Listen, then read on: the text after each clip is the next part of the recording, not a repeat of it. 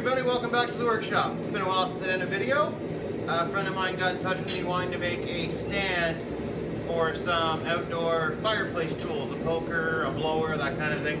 So I thought it'd be a good thing to shoot. I've got 6.5 feet of a 1/2 inch square here I'm going to be using. And I'm going to make it out of one solid piece, hence the long length. And I'm going for something similar to this.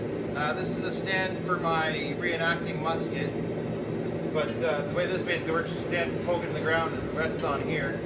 What I'm going to be doing is forging down to create a hammering point. So this is going to be forging together, and then instead of having, it's going to have a loop similar to this, but it's going to taper down from here back up to level with the striking point, and it's going to come off the side similar to this does. So we'll have lots of area there to hang his tools off of. So first thing I'm going to do is start taping a round point on the end of this very long bar. I'm probably going to go down to about 3/8 rounds. I'm going to need probably about 8 inches of material, I'm thinking, to get that upward swoop and that curl. And yeah, then we'll hammer it down. I'm working out of my little gas forge right now. I'm hoping to be able to get it all done. I do have a larger side door that I'll be able to work out of once I get that bend in it. It's a little warm out here today. I don't really want to, and it's kind of threatening to rain. I don't really want to pull the coal forge out. We'll see how that goes. And yeah, other than that, we'll put a twist, maybe a reverse twist halfway up the length of it, and then a point on the end to drive it in the ground. The reason this piece is so long is the guy's garden, or his fireplace tools are about 36 inches long. So I need enough length to be able to drive into the ground so it'll be sturdy, and I need at least 3 feet, probably about a little bit more, 38 inches from the base of the curl where the tools are going to hang to where the ground will be once you drive it into the ground. So, like I said, I got about 6.5 feet here. Should be enough. At the very least, if not, it'll make a video and it'll be something I can use. So, we're going to throw this in and start working. I've got my handy little my roller with a magnet on it. For those of you that also forge, these are big speaker magnets. If you're using rollers as a stopper, it's a handy little helper. But the magnet helps keep stuff from rolling out of it. Alright, so the first thing I'm going to do, the big bar out of the fire here, I'm going to use my other anvil as a support. I'm going to forge a square taper on one end of the bar. Because of the size of the bar, I'm using the other anvil here, and I'm going to just tilt my hammer over to get that taper I want. Not the fastest way of doing it, but given the length of the bar I'm working with, I don't have another helper and I don't have another stand. Well, it's the way it's going to have to be. So I'm working at all 4 sides. It's getting a little cold. Working at it all in the 90s. Square that up. Alright, not the prettiest taper yet. Could have gotten more. So next time I'm going to try to balance it up here. The problem with that is the hinge point. The balance point's way over back here. And I'm not about to start forging like that. So we'll make it work.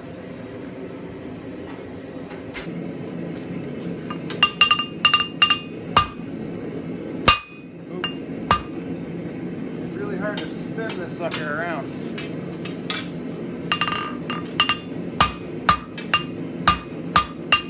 Thankfully, I'm almost there size-wise. So now what I'm going to start doing,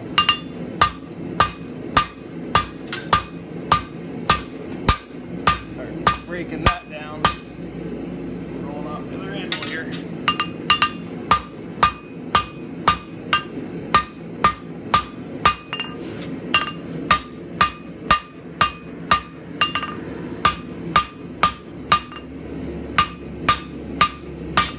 An easier project for my return to YouTube, but oh well, y'all can blast me in the comments. Alright, I set up my swage block here at a distance to kind of get me the angle I need here. Now I'm going to go, there you go, it's a nice angle, half on, half off. Kind of break this down a bit. Start the tapering process. It's going to look a little chunky right now. It's alright, I'll come back over it. even it out. Some kind of angle that helps forge the taper. I mean, it'd be nicer if I could control the taper by hand. However, ain't a perfect world. We're getting there. We're getting there.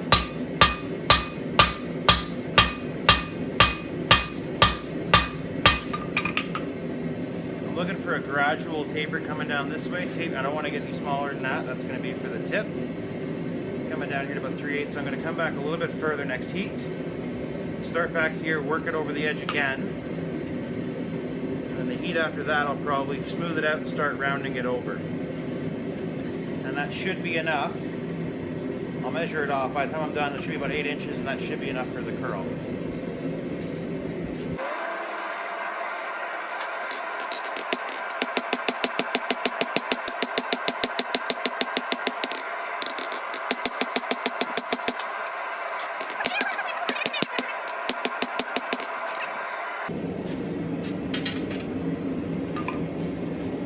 This will be the last time I talk through the video here. I'm going to try to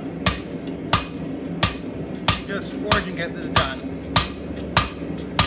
So breaking down the last little bit, kind of blending in the taper.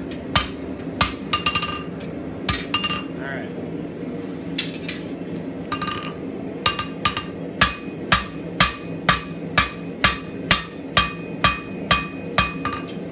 It's getting cold there on the end, but I'm just blandishing.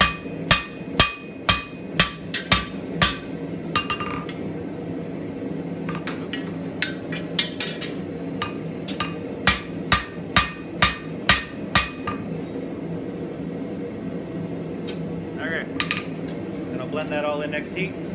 No more talking.